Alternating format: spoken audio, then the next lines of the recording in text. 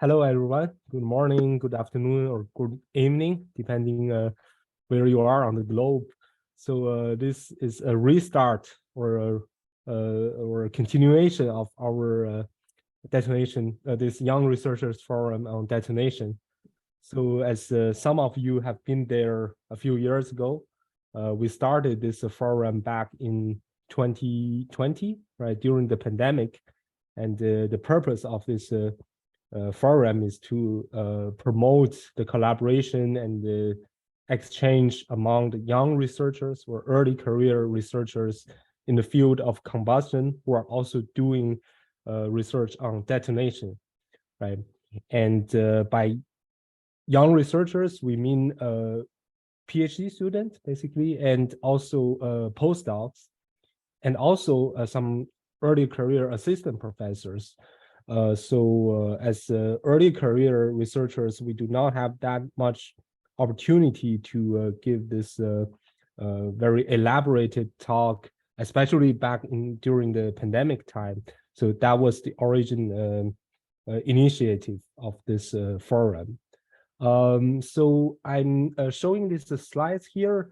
You can use this QR code to visit our official website, where you can find all the links to our previous presentations from season 1 and season 2 in 2020 and 2021. And we are right now organizing season 3, which is going to last from January, from this one, till mid-April in 2023. So I would like to take this opportunity to thank all of our previous speakers. So we had 2 seasons before. The first season was in fall 2020, and the second season was in spring 2021, right? So here I displayed all the previous speakers with their current affiliation, and yeah, I hope you can also reach out to them if you have a question or you are interested in their work. You can find their presentations online on both YouTube and Bilibili. I know in mainland China, since you do not have access to YouTube, you can also find all the talks on Bilibili. And all the links can be found from all the links can be found on our official website through this QR code. Okay. Yeah, and we will give out some certificate to our previous speakers and also our future speakers of season 3. And very likely we are going to organize another season, maybe later this year in fall time. So if you want to join this forum, or if you want to be added to the mailing list, you want to recommend us some good speakers or excellent young researchers in the field of detonation, or you want to volunteer yourself to give a presentation in this series, please feel free to contact us. So right now we are 5 of us in this organizing committee. Myself, Shan is here, and Qian, and we also had 2 new members of our organizing committee, Patrick and Rachel. I believe they're also right now in the audience. So here are our emails, and please feel free to contact us. And yeah, I guess this is the introduction. And Shan, if you want, you can introduce Yiyuan, our speaker today. Yeah, thank you very much, Zhejiang. I've also put a link to the website in the chat if it's easier for you to click there. So again, thank you everyone for showing up today. This is our first episode of this season. Today's speaker is Dr. Yiyuan Zhu. She's currently a faculty at Zhejiang University of Science and Technology in China. She got her bachelor's degree at Northwestern Polytechnical University in 2017, and she received her PhD in power engineering and engineering thermal physics at the same time at the same university just last year in 2022. She was under the supervision of Professor Wei Fan, and her research interests include the detonation propulsion and detonation phenomenon. So I believe today her presentation is going to be on rotating detonation engines. So Dr. Yiyuan Zhu, thank you very much for being our first presenter this year. And I'll let you set up your screen. Yeah, please feel free to share your screen. I'll stop sharing mine.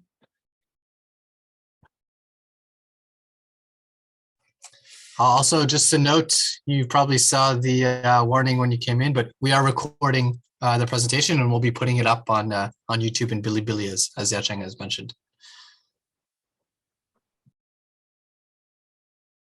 Yeah, okay. Thank you for Shen's introduction. And it's very happy to give a talk about my recent work. And also thank to Xiaochen, Qian, and all the people's contributions to get us together. And today, my topic is the studies on the wave propagations and propulsive performance of the rotating detonations on the different outlet configurations. Sorry. And here is the outline of today's talk. And as is known, the detonation wave propagating a supersonic speed with a high energy release rate, and it produces a great pressure gain in the burnt gas, whereas the pressure drops across the deflagration waves. Although it is more uncontrollable, it has attracting extensive attentions in propulsive device, especially for the hypersonic propulsions. And the consumption of the detonation-based propulsions mainly around the three types, that is the pulse detonation engines, the standing detonation engines, and the rotating detonation engines. And PDE has been developed earlier than RDE, and many achievements has been obtained in fundamentals and the technical details. And unlike the detonation must be initiated for each cycle in PDEs, it will propagate inside the combustion chamber continuously in the RDE once it is initiated, and to produce the more stable thrust. And nowadays, the RDE has received more attentions. And here is the schematic. Sorry, just turn it. And here is the schematic of the RDE, and it's the operation process. In the rotating detonation chamber, the combustible gases is injected into the annular chamber through the orifice, and the detonation wave rotating ahead of the combustion chamber to burn the reactant. The burnt gas will expand and exhaust from the outlet of the chamber to generate thrust. And as a kind of propulsion device, one of the most important issues for developing its practical applications is to improve the propulsive performance. And the exhaust nozzle is a necessary part for the propulsion device to produce the greater thrust. But the nozzle structure will change the exhaust process of the combustion product and has an impact on the upstream behaviors. And the previous studies has showed that the reflected waves in the reflected waves is generated from the nozzle throat and propagates upstreams to interact the flow field. And some thrust tests are carried out to evaluate the propulsion performance of the RDE. And as for today's talk, The purpose of this study is the following 3 points. And first is to clarify the propagation characteristic of the rotating detonation waves on the different outlet configurations. And second, to illustrate the propulsive performance improvement brought by the nozzles, and to analyze the correlations between the wave propagation modes and the propulsive performance.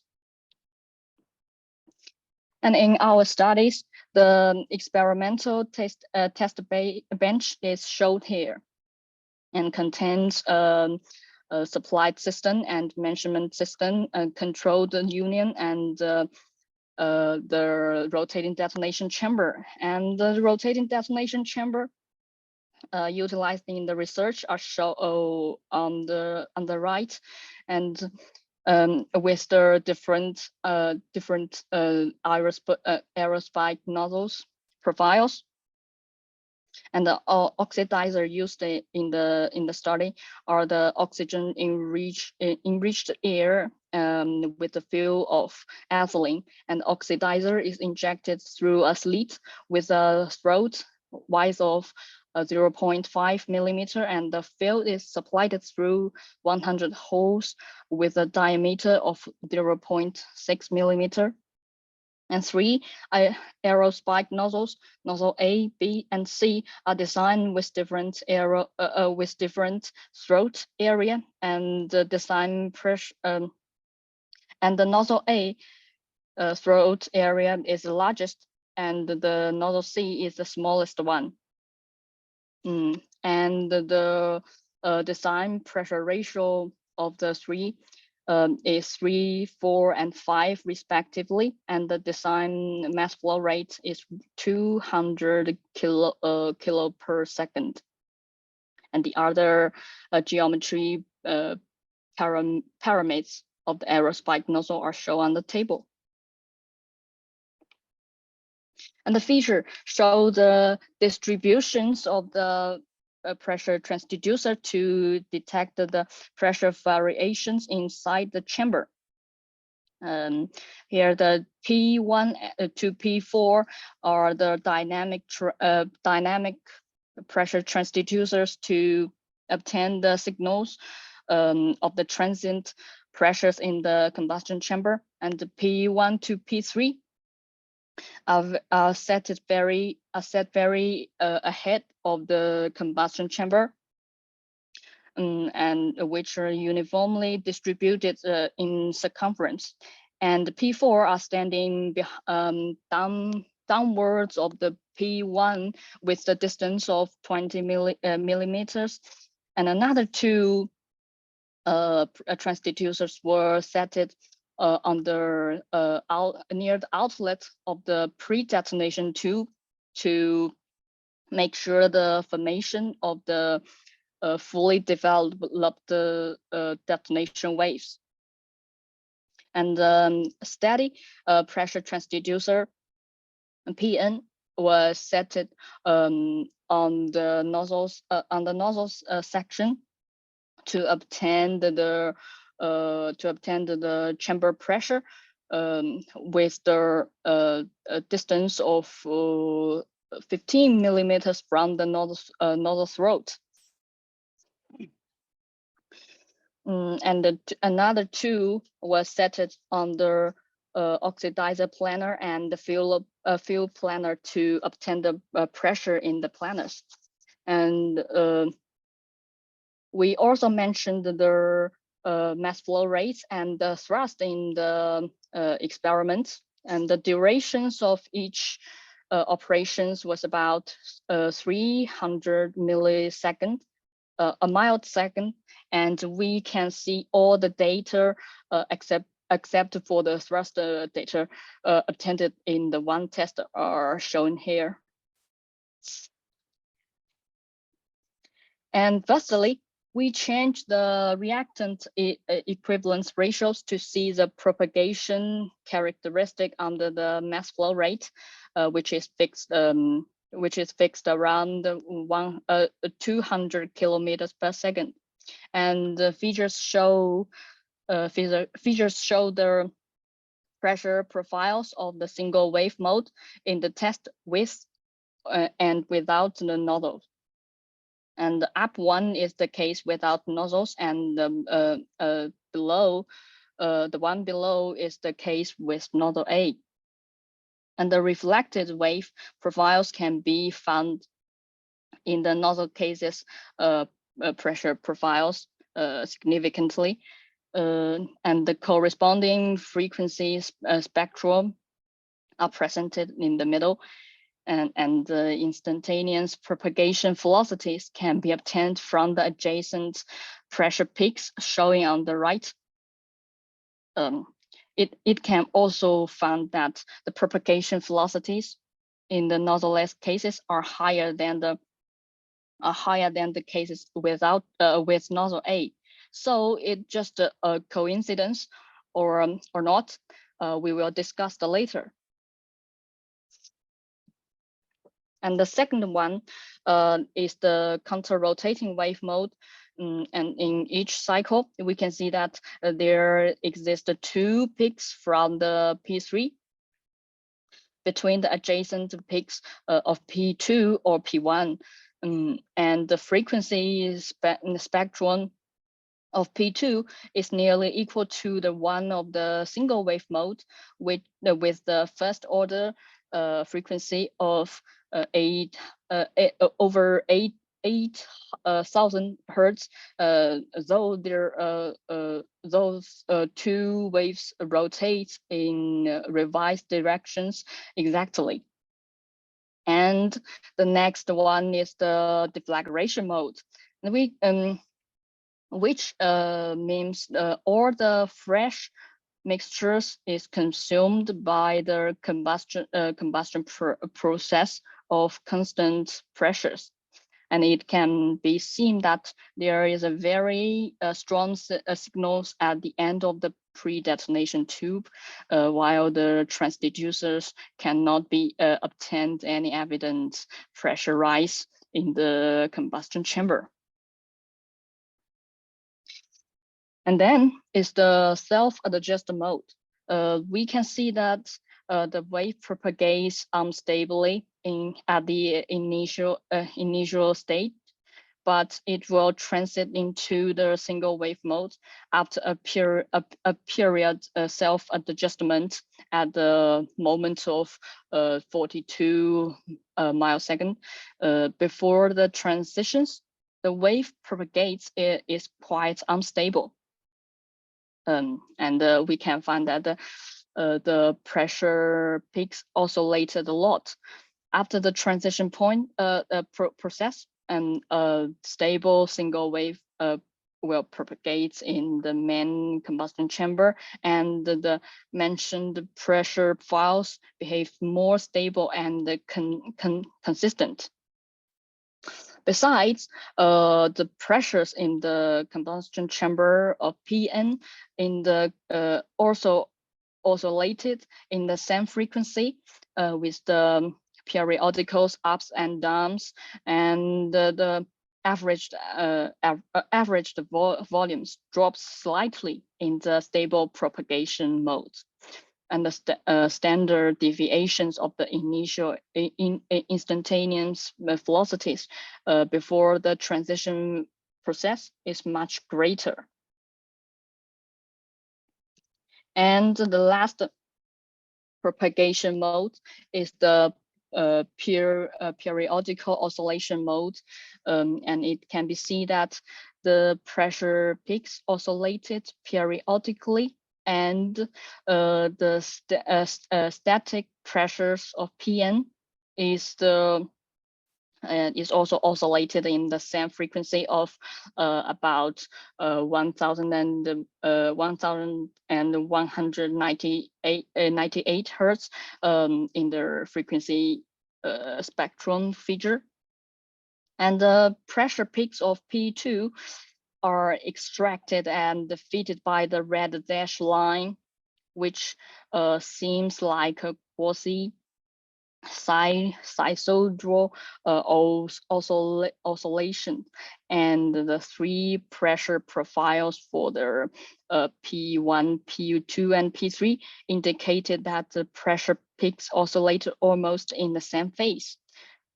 The frequencies of 7,050 hertz and 8,270 hertz indicated that there are 2 waves propagating in the chamber.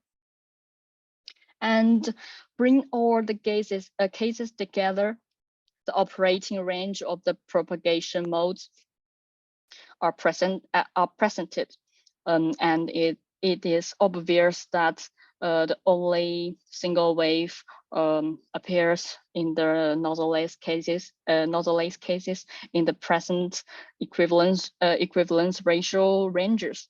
But however, there are 3 boundaries of propagation modes transitions as the nozzles were adopted. And the first boundaries is the appearance of the counter-rotating wave modes, and the second one is the appearance of the oscillations of pressure the pressure oscillations of the pressure peaks, and the third one is the appearance of the deflagration modes.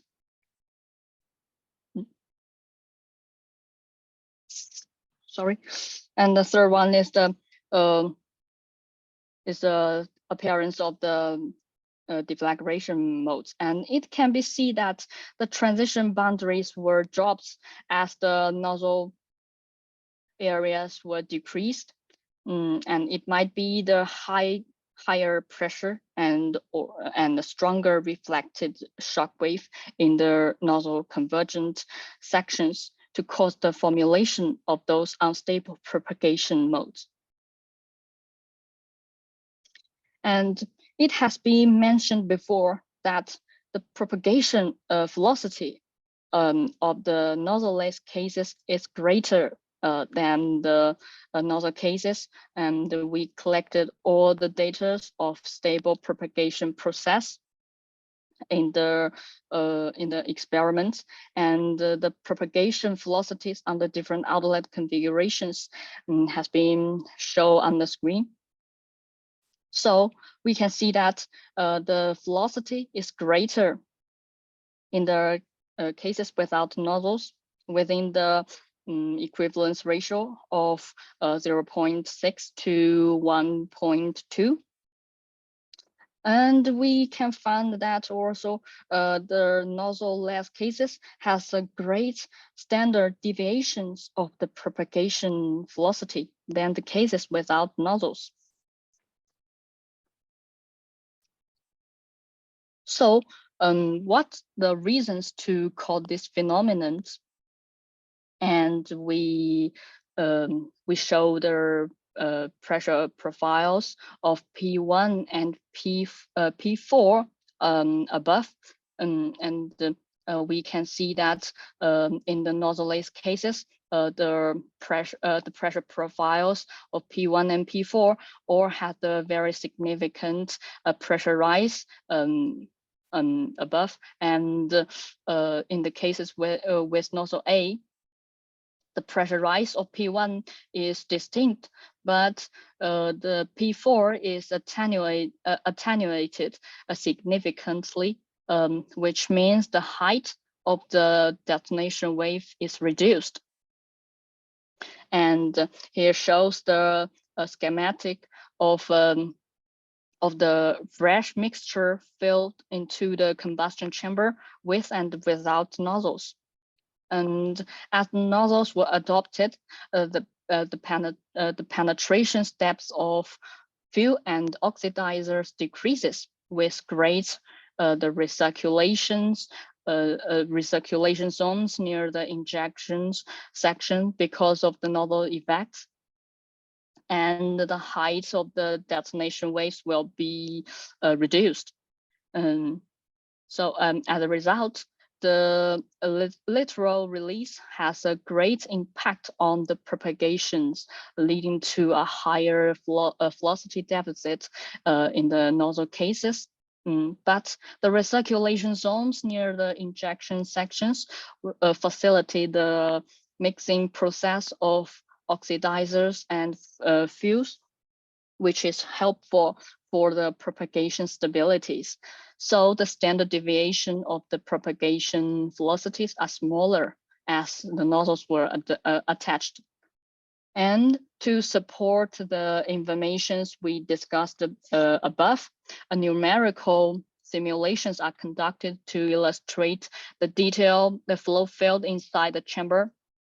So the combustion chamber and the nozzles structures are the same as the one used in the experiments, and the numerical settings such as the reactants and the other ore conditions were also the same as used in the experiments. And this is the pressure and the temperature contours of the simulation results with and without nozzle A. It is obvious that the height of the detonation wave in the nozzle-less cases are greater than that in the nozzle A cases, which means that the propagation velocity is less affected by the lateral expansions, and besides, an obvious reflected wave are produced on the nozzle sections and are propagating upwards into the chamber. And for the mixing process in the combustion chamber, we can find that there is a small recirculation zones in the combustion chamber near the injector outlet in the nozzles, and there is no recirculations in the nozzle-less cases. And from the axial cut plane of the chamber, we can see that the nozzle structure facilitate the reactant mixing process in a very short distance to ensure the stabilities of the wave propagations. And next,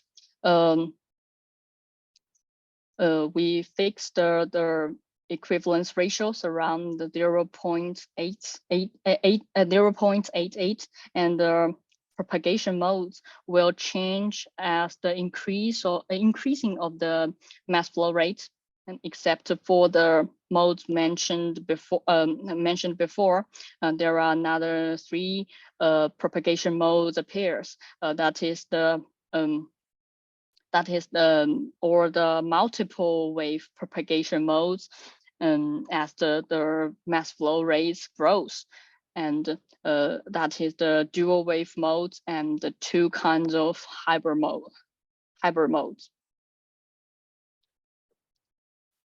And here is the operation operation of the propagation modes with the mass flow rates. And still we can find that in the nozzle-less cases there are only single wave modes appears, and within the range of the mass flow rates in the present experiments.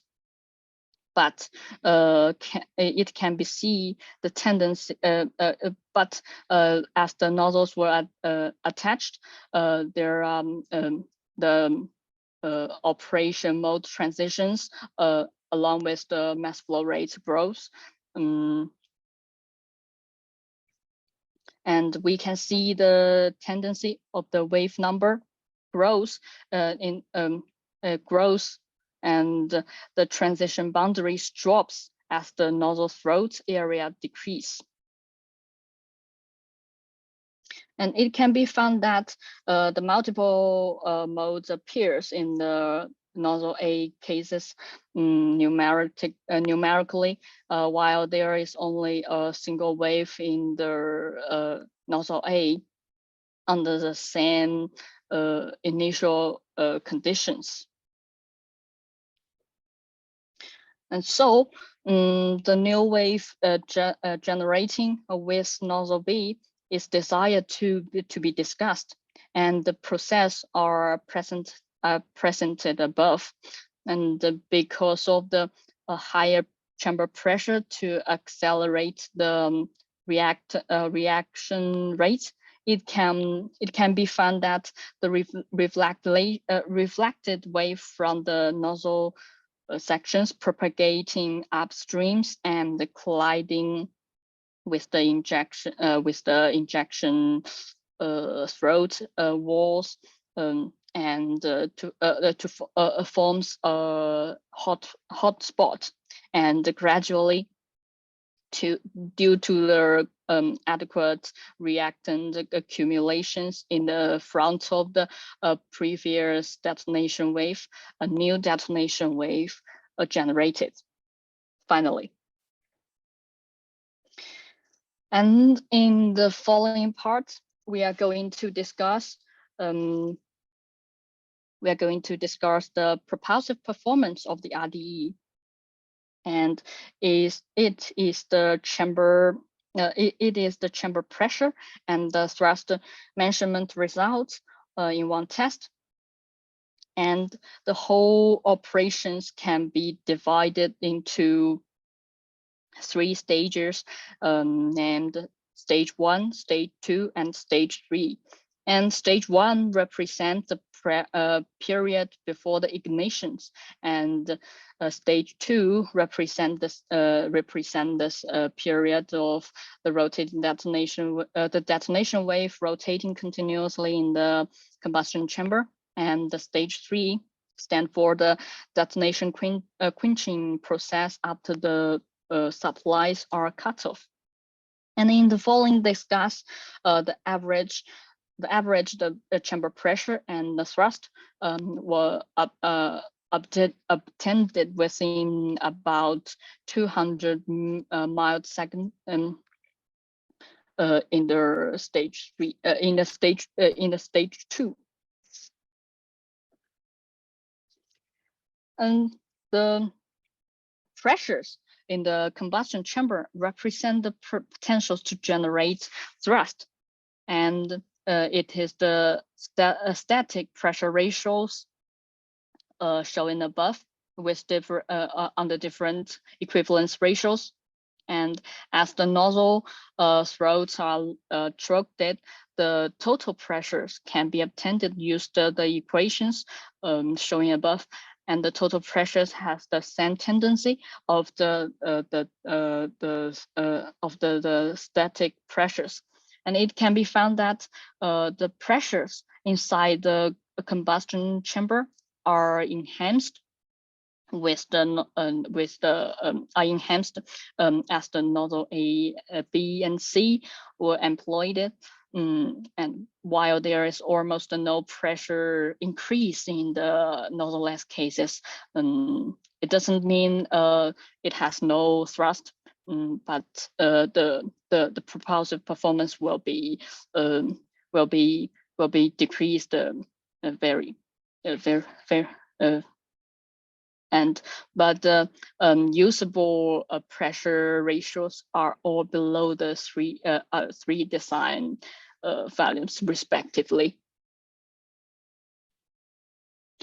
And due to the higher chamber pressure, the highest mixture-based specific impulse were obtained as the nozzle Cs were adopted.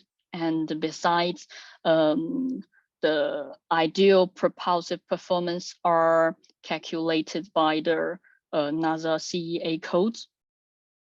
And with the comparison result, it's indicated that the mentioned specific impulse are lower than the ideal volumes, and the differences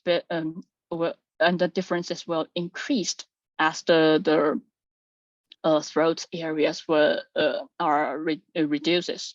And it is believed that the unsteady exhaust flow features and the heat loss of the wall of the chamber and the nozzles are the reasons of the thrust losses. And as we fix the equivalence ratios, here is the propulsive performance along the mass flow rate, and we can see that the static and total pressure grows linearly under the small mass flow rates. And the dashed line on in the total pressure ratio features means that the nozzle throat is unchoked in these cases due to the pressure are lower than the critical volumes, and the total pressure cannot be attended from the static pressures. And as we can see that as the supplied mass flow rate increases, the slope of the chamber pressure curves decrease. And the boundary corresponds to the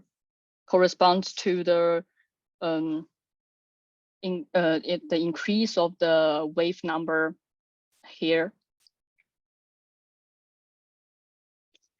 The thrust is positively related to the mass flow rates, and it has the same tendency of the pressure ratios as the mass flow rates grows. And because of the thrust increment reductions, the specific impulse had the maximum point at the critical mass flow rate of the mode transition. And to summarize, this study analyzed the evolutions of the propagation modes along with the equivalence ratio under different outlet configurations, and the nozzle structure increases the wave velocity, increase the wave velocity deficit, and narrow the stable operating ranges of the equivalence ratio. And while it has the wave propagation stability in the stable propagation process, and the wave number will increase as the increasing of the supply mass flow rates or the reductions of the nozzle throat area. And the propulsive performance is improved significantly when the nozzles when the nozzle is implied, and the transitions of multiple wave modes cause the specific impulse to decrease along with the mass flow rate. And that's all. Thank you. Well, thank you very much for your presentation. That was very interesting. For the audience, if you want to ask any questions, feel free to add them in the chat, or also unmute yourself. And while you prepare that, I actually have a bunch of questions for you, but no, I'll start with one. Okay. And I was wondering how you deal with cooling issues, and if you see any cooling problems in your aerospike nozzles. And is it just by having a very short test time, or have you tried longer test times than what you've shown today? Yes. Actually, in the test, we just tasted the short test, about only about 300 to 500 mile second, and it's very short. About so the cooling issues of the aerospike nozzle is a questions, and now I think the method to resolve it now is just to use the mechanicals to against the higher temperatures of the burnt gas, and it will, and I think it can be a method, but cannot solve the problems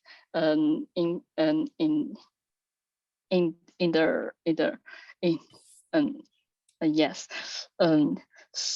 So it will be, I think it will be problems to resolve in the futures.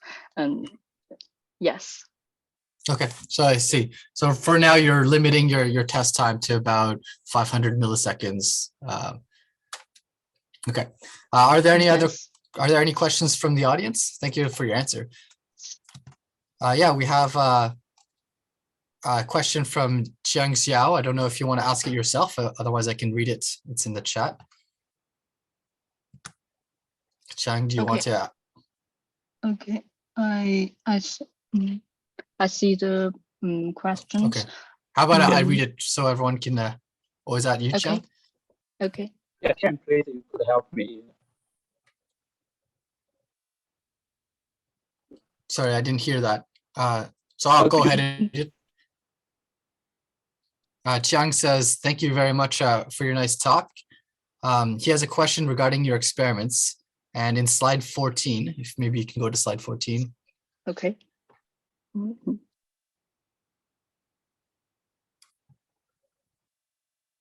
Slide 14. Okay. Yeah, he says that it shows that the experiment without nozzle seems to have a much higher pressure than with the nozzle. But from his observation, the peak pressure is quite small and not characteristic of the typical pressure history. So how did you know the detonation has been established inside the experiment? Okay, thank you for your questions, and it's a good questions, I think, and it's up to actually, and I think it's up to the transducers we used in the experiments, and I think the pressures in of the transducers, the absolute the absolute volumes of the transducers are not the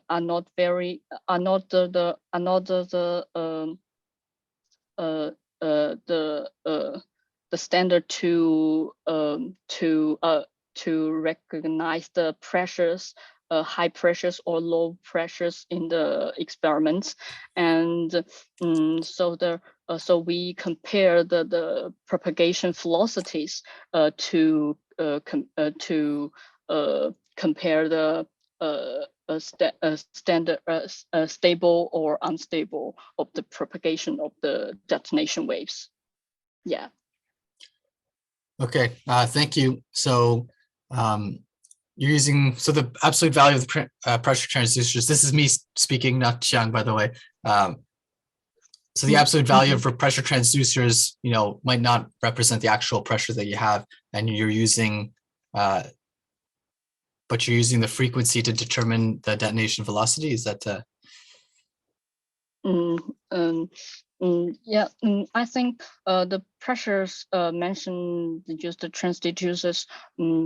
Well, it is just a transit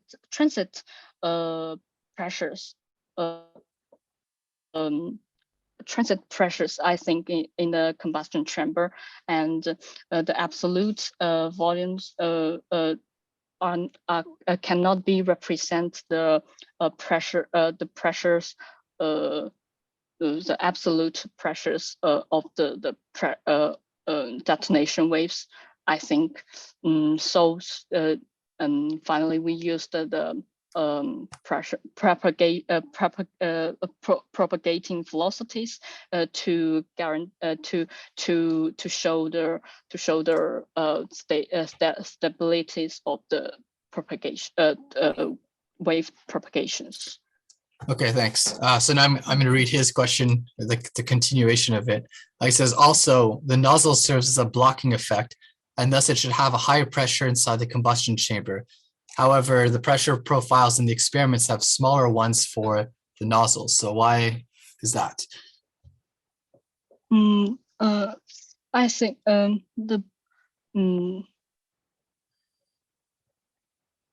should has a pressure inside the, however the pressure profiles.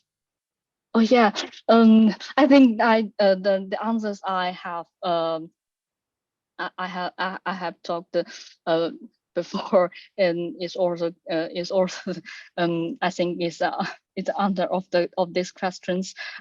Yes, the also because of the transducers, the instantaneous pressure transducers, we used the pressures of the pressures we obtained cannot be to qualify the wave propagation stabilities. So we used the pressure peaks to calculate the propagation velocities to represent to be a stand to show the stabilities of the wave propagations. Okay, thank you very much, Zhejiang. I hope that answers your question. If not, please let us know. Are there any other questions from the audience? If so, please put them in the chat or speak up. While we wait for more questions, I'll have some more kind of following Zhejiang's last question. Yeah, Zhejiang says, thank you for your answer. Yeah. So why do you put a constriction on the nozzle, that at the tip of your nozzle? So maybe if you can show your nozzles earlier on in your slide deck. Okay.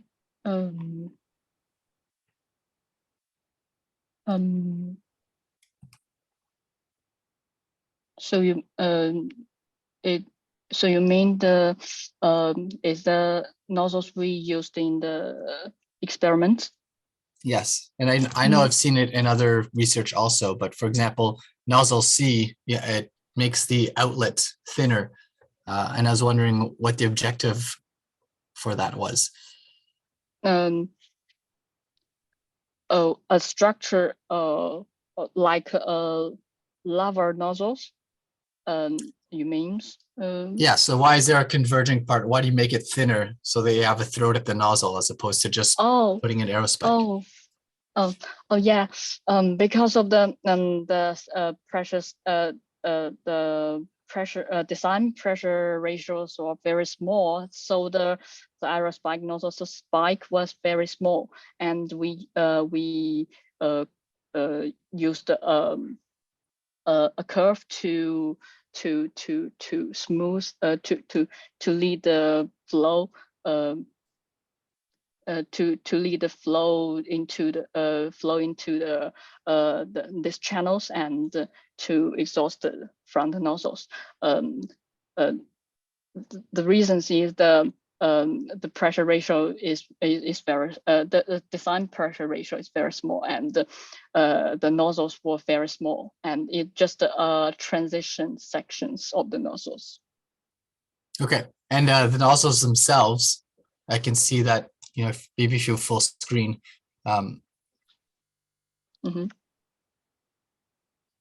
When you look at nozzle C, it looks like the area is getting smaller, and I also saw it in your other pictures.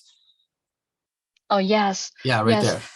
Yes. So the nozzles we designed that only the curve are at the spike. We used the method to design the profiles, and nozzle C was calculated from the equations. So it it is because of the pressure ratios of 5, and use the pressure ratios into take into the equivalent equations, and it's the theoretical profiles to form the to form the nozzle C, and it's not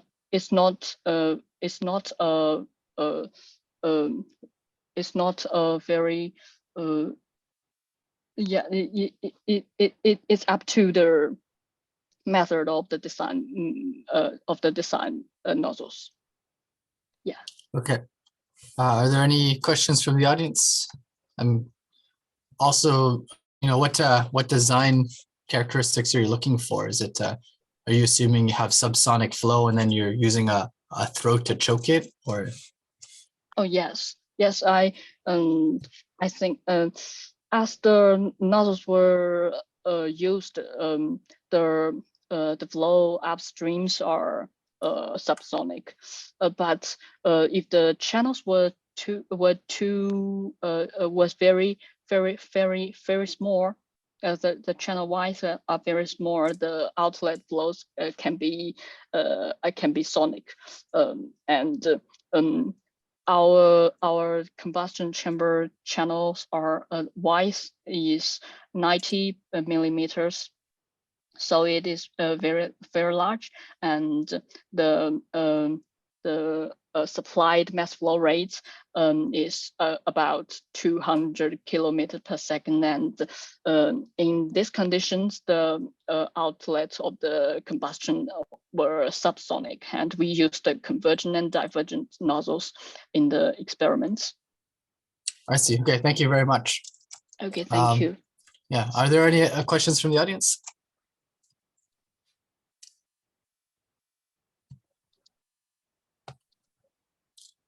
No? Well, that's good, because I have some more.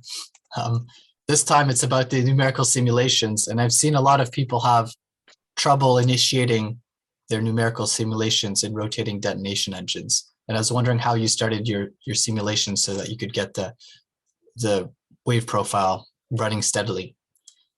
Mm-hmm. This page? Yeah. Yeah, whatever page it's. Mm-hmm. So how do you, yeah, go ahead. How do you initiate your simulations? Initiating the cases, we use the hotspot with high pressure and high temperature regions about rectangular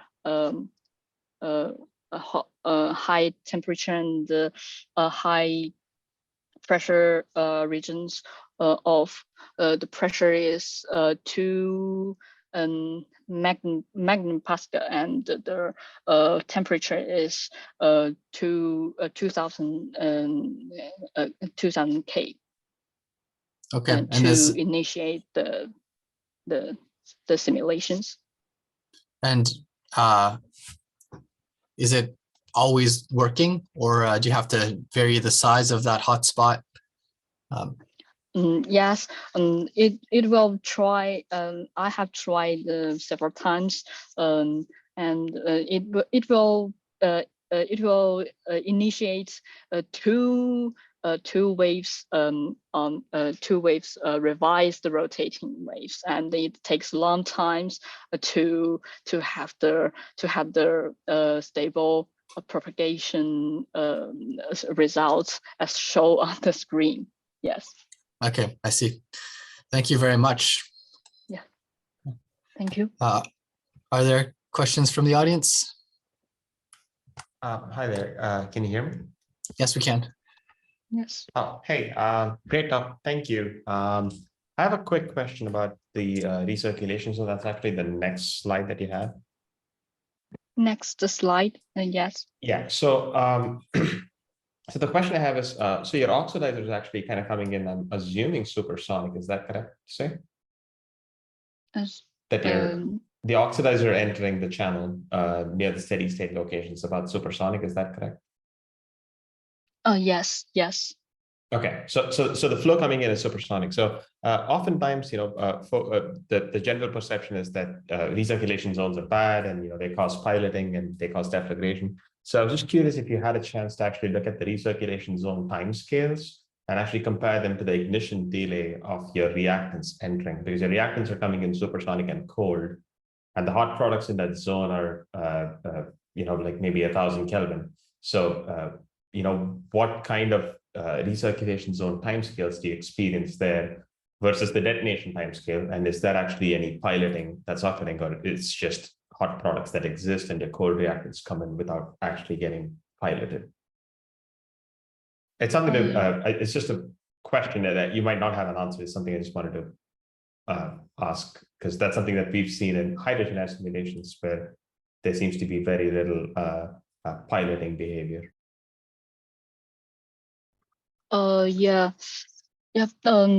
So first, I will correct the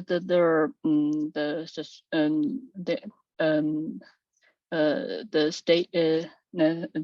You say that the oxidizers are subsonic and the fields are subsonic, but the oxidizers through their throat and the pressures in the chambers are too less, and there will be a shock near the downwards of the injectors, and the flow will be the subsonic in the flow will be the subsonic in the combustion. And I'm so sorry, I have not get your problems, and can you can you say the problems again? I'm not sure. I get your problems. Yeah.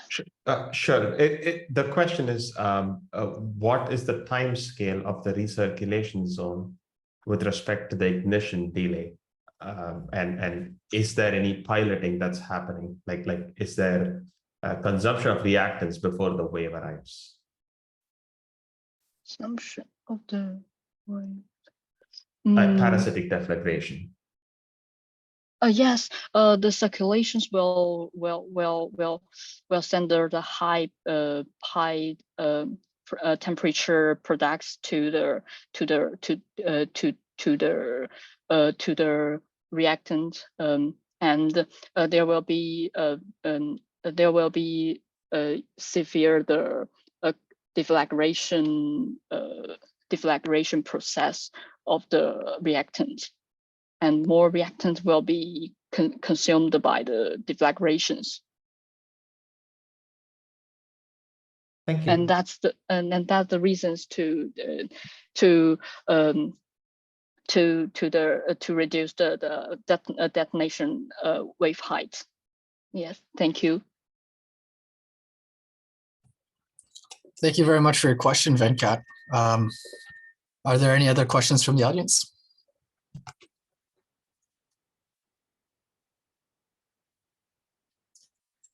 Okay, if there's no other questions, then thank you very much for your presentation, Yiyuan, and starting off our third season. For everyone, just to let you know, we will be trying to do this weekly. We don't have a presentation next week, but we will have one in 2 weeks. So stay tuned for that latest email. And again, I'd like to state how much I appreciate you presenting for us today. Zhejiang, do you have anything to say? No, not really, but just again reminding all of you, if you want to be added to the mailing list, or you have a colleagues or a student who will be interested in this, please let us know, email us, and we will add you to our mailing list so that we can send you updates of our upcoming events. Okay. Thank you all. Thank you, Yiyuan, again for your presentation, and thank you all for your attendance. Yeah, see you next time. Yeah, see you in 2 weeks. you. Bye. Yes, see you. Bye. Thank you very much. Bye bye. Thank you.